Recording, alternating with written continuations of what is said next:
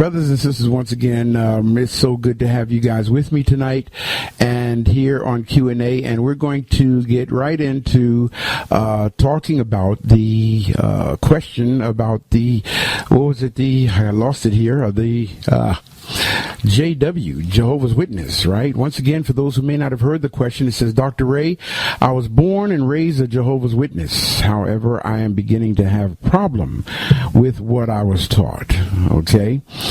I feel as though I'm in a cult. As you know, JWs are different from other religious beliefs. Is this religion a cult? If it is, what religion should I practice? Wow. Well, the first thing we need to do, by the way, those of you who write in your questions, I'm going to honor you, not call your name out over the air, okay, unless you tell me to. All right, because we want I just want to address the question. All right, your anonymity is fine with me. Okay, and unless you just want me to say your name, then I'll do that. But hey, man, it's just yeah. That's a wonderful thing. Well, listen, let's get to the answer to the question. First of all, let's talk about the JWs off the bat. And if you guys hear a lot of bells and stuff going off, that's people sending an email with their questions and text messages coming in and all that kind of stuff. And, I've been in radio for, oh my God, almost over 35 years, so I'm quite used to handling the board, the computer, and everything myself, and so I may be kind of reaching in, but nonetheless, we're still going to address the issues. Okay? The founder of the Jehovah's Witnesses movement was a guy by the name of Charles Taze Russell. That's T-A-Z-E. Charles Taze Russell. Now, I'm not going to talk about Charles Taze Russell tonight, okay? I'm not going to do for you what you can do for yourself. All right. All you got to do is just Google, Charles Taze Russell, and everything will come right up for you. I mean, that's the wonderful thing of the internet now, and Google and search engines. Okay. What I will say is, Charles Taze Russell, of course, was a minister, as most people who start a religion or denomination are. Okay, so, there's certain credibility that goes along with the title or the documentations or the papers of being a minister. Okay, so I'm not going to take that from him, all right? However, Charles Taze Russell was a human being, as all religious leaders are. What that means is, or what I mean by that is, they were not infallible. Okay, so now, briefly, just when it comes to Jehovah's Witnesses is a belief system. Okay, I'm not going to call it a cult, but then again, why not call it a cult? Because the truth of the matter is, not only is the Jehovah's Witnesses a cult, okay, Pentecostalism is a cult, Seventh-day Adventist is a cult, okay, Episcopalianism is a cult. Lutheranism is a cult. Mohammedanism or Islam is a cult. Buddhism is a cult. Hinduism is a cult. Okay? The truth of the matter is we need to understand that a cult is simply a group or a society of followers of a social or religious entity that adhere to an ambiguous or uncertain set of beliefs and rituals. That's all a cult is. We have been so focused on evil and Satan and demons from the influence of the Roman Catholic Church that we think that a cult in and of itself is something bad. Okay? A cult is not bad in and of itself. By definition, again, a cult is simply merely a group or a society of followers of a social or religious entity that adhere to an ambiguous or uncertain set of beliefs and rituals. Now, when I say ambiguous, I mean there are certain things about their teachings that are not clear. Okay? Or they're not certain. And that goes for every religion. If they were clear and certain, then everybody would belong to that particular religion because the facts would be undeniable. But the problem is when it comes to religions, not just the Jehovah's Witnesses. I know that your question is about Jehovah's Witnesses. Okay? But what I'm saying applies to every religion. But let me say this to you, since you are particularly interested or concerned with the Jehovah's Witnesses. The Jehovah's Witnesses teaches that 144,000 people are going to be saved. Only 144,000 people are going to be saved. Right off the bat, you should have a problem, because there are far more than 144,000 Jehovah's Witnesses. Okay? I mean, who faithfully adhere to the teachings of their doctrines. And yet only 144,000 are going to be saved. I have a problem with that. Okay? I mean, that seems quite unfair on God's part. Now, that's really all I'm going to say about the Jehovah's Witnesses, because I don't want you to think I'm bashing Jehovah's Witnesses or bashing any religion. I'll simply say it this way, okay? Again, the Jehovah's Witnesses, yes, in answer to your question, is it a cult? Yes, it is. Okay? But then again, all religions are a cult. Please understand that. Okay? Now, let's look at the word for a minute. Let's look at the word cult. The word cult is the root of the word culture. Okay? A culture is just a system of information that codes the manner in which the people in that culture or in that group or that society or that nation interact with their social, philosophical, and physical environment. So the word culture means that the frame of reference for the members of that group is the set of rules, regulations, and methods of behavior and interaction within the group. That's all a cult is, or a culture is. Okay? Now, because of the social connotation given to the word cult, we see a cult as something bad or something subversive or anti-spiritual and even satanic. Okay? Because that's how we've been taught. But what we must understand, brothers and sisters, is that every belief system is a cult from the perspective of another belief system. Let me say that to you again. Be sure you got that, okay? Every belief system is a cult. Every belief system is a cult from the perspective of another belief system. For example, fundamentalist Christianity holds that any belief system that teaches something different from their basic doctrine is a cult. So fundamentalist Christianity calls Jehovah's Witnesses a cult. They call Muslims a cult. They call Hebrew Israelites a cult. They call Mormonism a cult, Hinduism, Zoroastrianism, the Worldwide Church of God. Okay, any and all, especially any and all African belief systems. Okay, anything that comes out of Africa, okay, is considered a cult by Western philosophical thought.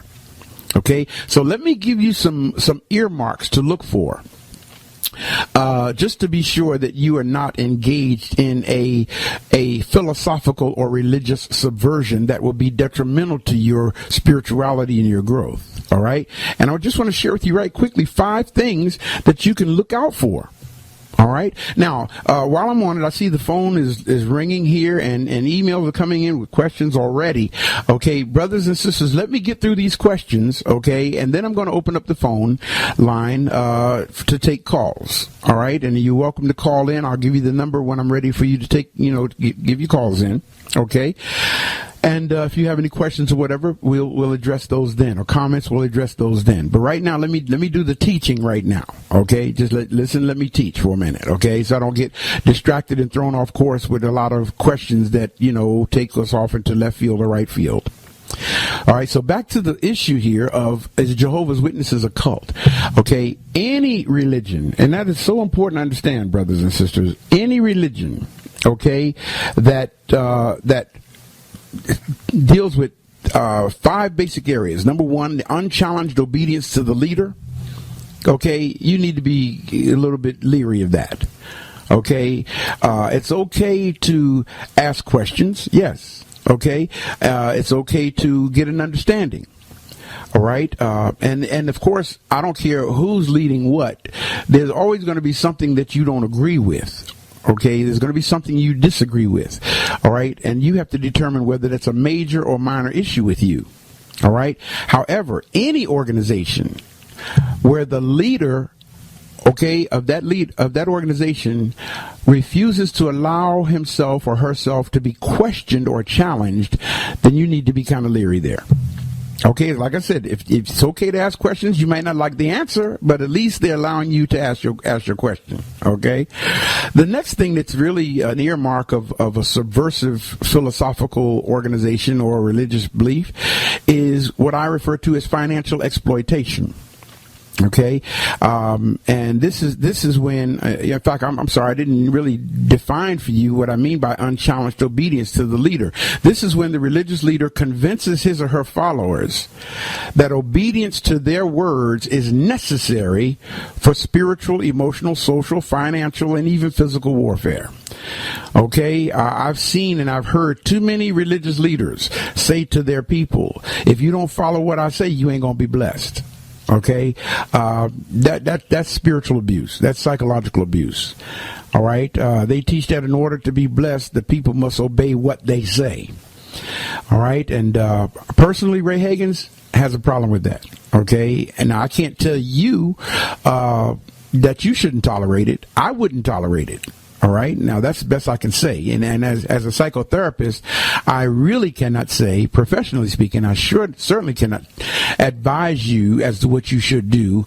Okay. Because if you followed my advice and you have adverse effects to that, then you may want to get an attitude with me. So I'm not going to tell you what you should or should not do. I'll tell you what I would or would not do. Okay. And that is, I would not belong to any organization where I have to obey the words of the leader of that organization without question. Okay, or they tell me stuff like, if I don't follow their commands or their orders or their words, God is going to put a curse on me and all that kind of stuff. You know, that ain't getting it. All right. And trust me, you know, you need to free yourself from that kind of a situation if you're in that kind of a situation. The next thing I've just mentioned was financial exploitation. All right. Now, financial exploitation is definitely one of the character traits of a cult or a religious perversion or subversion. Okay. And when I say financial exploitation, what I mean is the unsound, unfair, and unscriptural tactics that are used to extract money from the followers of that organization for the support of that organization. Okay, and of course, the first thing that comes to my mind, I'm sure it may come to many of your minds out there listening to, is this whole thing of what's called tithing. Okay, in fact, I saw a YouTube thing of Creflo Dollar saying "pay tithes or get shot" kind of thing, you know, and the psychological abuse and spiritual abuse that comes through the financial exploitation of people in the name of religion is an atrocity. It's actually criminal as far as I'm concerned, in my opinion. Okay. However, people have been taught to believe, okay, that God said, "Bring ye all the tithes into the storehouse, and prove me now herewith, saith the Lord of hosts, if I won't pour you out open up the windows of heaven and pour you out a blessing, you won't have room enough to receive." And also in that passage it says, "Because you are cursed with a curse, because you have robbed God." Okay, and that of course is in Malachi, the 3rd chapter, verses 8 through 10. And I'm sure many of you out there are familiar with that. That is one of the most misused passages of Scripture. All right, one of the most misused passages of Scripture. And while I'm on it, for those of you who stuck there, and let me pull that up in the Bible, Malachi 3 verses 8 through 10. Okay, and here's what it says: "Will a man rob God? Yet you have robbed me. But you say, wherein have we robbed thee?" And of course the answer is in tithes and offerings. And then the 9th verse says, "So you are cursed with a curse, for you have robbed me, even this whole nation." Then the 10th verse says, "Bring ye all the tithes into the storehouse, that there may be meat in mine house, and prove me now herewith, saith the Lord of hosts, if I will not open you the windows of heaven, and pour you out a blessing, that there shall not be room enough to receive it." This passage of Scripture has been misused to financially exploit people. Okay, and all you have to do is read Malachi 2 and 1. That is never taught. Malachi 2 and 1 simply says, "And now, O ye priests, this commandment is for you." And the rest of the book of Malachi is a rebuke to the priests, not the people. Okay, so from Malachi 2 and 1 through the rest of the book as a rebuke to the priest, then you understand why Malachi 3 and 8 says, "Will a man rob God? Yet you have robbed me and these people." Okay, and that verse, again, that passage has been used to exploit people like crazy. All right, so, brothers and sisters, stop allowing the printed page to dictate the truth that speaks to you in your spirit. I don't care what page is on. If it's in the Bible, if it's in the Quran, if it's in the Zenda Vesta, if it's in the Book of Mormons, okay? All of these are religious books that were written by people for the purpose of that religious denomination. Please understand that, okay? It establishes the culture of that religious organization or that group. Okay, it doesn't mean it's true. It simply means this is what they teach that God said. And that's what religion is all about. It's about wanting you to believe that God said a certain thing about a thing. That's how you are controlled, okay? The third point here in the character traits of a religious perversion would be something called enslaving organizational structure. You may want to write that down. Enslaving organizational structure. Okay, this is when the followers are forbidden to associate with other persons or support any other group or organization that's not in accordance with their organization. Okay, and again, I refer to that as enslaving organizational structure. And I've actually heard pastors say to their congregation, they don't believe what we believe, so don't be fellowshipping with them. Like you don't have a mind of your own, like you can't determine or discern whether associating with certain people is good for you or not. All right, so these are the things you want to look out for. Doctrinal restrictions, another character trait. Doctrinal restrictions. This is when the followers are prohibited from doing their own research or learning anything that is outside or beyond the teachings of their particular organization. Okay, a lot of that you see with the Watchtower Society. The Jehovah's Witnesses, yes. Okay? They have their own literature, and they don't want you reading no other literature. Okay? And it's deep because they'll come on Saturday morning and want you to take their literature and read it, but they won't take the literature that you have for them to read it because they're taught that they're not to expose themselves to other religious views, points of view. All right, and any organization, not just Jehovah's Witnesses, any group, okay, that says that you cannot do your own research, you should be leery of that organization. Okay, if you've listened to Brother Ray teach at all, one of the things you've heard me say time and time again is don't take my word for what I'm saying, do your own research. Yeah, okay, do your own research, man. Okay, because this way you don't have to worry about being so misled. All right. The fifth point about religious, or fifth character trait about a religious perversion would be taking on a self-righteous perspective. This is when the followers are taught that their organization is right, and any and all other organizations that do not hold to their disciplines are unholy, ungodly, dangerous, evil. Okay, deceptive, that kind of thing. I remember, growing up in the Church of God in Christ, growing up as a Pentecostal, I used to hear the folks say all the time about Baptist folk, and Baptist people ain't saved. I used to hear that all my life growing up, and even as a child, I wanted to know, how do you know that? I mean, how do you know? You talk about people you don't even know, okay, and you're going to make a determination that they do not have a personal relationship with the Almighty. Okay, something's really wrong with that. And when you hear of that kind of philosophical programming or that brainwashing, okay, or that mind control mechanism, once you hear that, step away from it. Scratch that. I would step away from it. Okay, I can't tell you to step away from it. You're your own person. All right. But it's interesting because you write to me, not just the person who wrote about the Jehovah's Witnesses, but I get a whole lot of email, people asking me questions about things. Okay. Whereas again, I can't tell you what to do. I don't do that. Okay.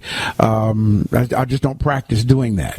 Okay, what I will help you do is work through situations so that you can come to the best solution for you. All right, not a matter of what is right or wrong, because that has to do with relativity. What's right and wrong, what's relative. Okay, so it may not be right or wrong. We have to focus on what is best for you, for your growth, for your development. And I hope what I'm saying makes sense to you. Okay, so learn to listen to your spirit. Now, out of everything that I've said, okay, the main thing that's most important here is learn to listen to your spirit. That's key, okay? Because when you hear things that are not right, it doesn't resonate in your spirit as good. Your spirit says, your intuition says, I don't know about that. And when your spirit does that, man, okay, learn to listen to it. Stop following, just stop following stuff that just doesn't make sense to you, just because you were raised in it, just because somebody told you or your parents taught it to you. Your parents practice this belief system. Okay, don't allow that kind of influence to dictate your behavior pattern. Okay, let me give a couple of more things here that I want to say about this whole thing of spirituality. You must understand, brothers and sisters, all right, that when it comes to matters of spirituality, there's a thing called religion and spirituality. Okay, I just taught on this last week in Houston, Texas. Understand what religion is. And when I say religion, I mean all of them. Every last one of them. Okay? Understand, religion, in the definition of its true purpose, religion is defined as a cultural, philosophical, psychological vehicle of spiritual and intellectual enslavement, which has as its end three things. And I want you to remember these three things. You may want to write them down. Okay? And again, you will see this in all religions. The first thing that they have is the cultural and racial superiority of the people who created it. I'll say that again in case you want to write that down. The cultural and racial superiority of the people who created it. The second thing about religion is that it promotes a paralysis of analysis, okay, by those who believe in it. Think about what I'm saying now, okay? A paralysis of analysis by those who believe in it. Okay? That's so important to understand. And the third thing about religion that you must understand is the perpetual empowerment of the agenda intended by it. Okay? What was the agenda behind this religion? The people who created it. What was the agenda behind it? And I don't have time to go and exhaust all that now, but remember those 3 points. Again, they are the cultural and racial superiority of the people who created it. Okay, so right off the bat, if it didn't come from your people, you need to be suspicious about it. 2, a paralysis of analysis by those who believe in it. In other words, they tell you to just believe. Not know, believe. If you just believe it, you'll be all right. Now, the deep thing about belief, okay, or faith is belief in unverified thought. And that's why most religions tell you that you have to have faith, because they don't have facts to give you. Okay? And of course, the third thing again is the perpetual empowerment of the agenda intended by it. Okay, now, actually, man, I almost spent the whole hour already, a half hour, addressing just that one question. Okay, all right, but I hope, I wanted to talk until I felt that the person who sent that question in was getting some sense of direction. All right, stop believing the program. Stop believing it. Learn to listen to the spirit in you, not your intellect, your intuition. So your intellect is in your soul, and your intellect is governed by information and data that's put into it, and that's the problem you're having right now. Okay, you're making determinations based on all the stuff you've been taught. Okay, so your intellect is saying one thing and your intuition is saying something else. Your intuition is saying something about this just ain't right, but your intellect, is saying, well, you have to do this, you have to do that, you have to, learn to listen to your intuition. Your intuition will not mislead you. Okay.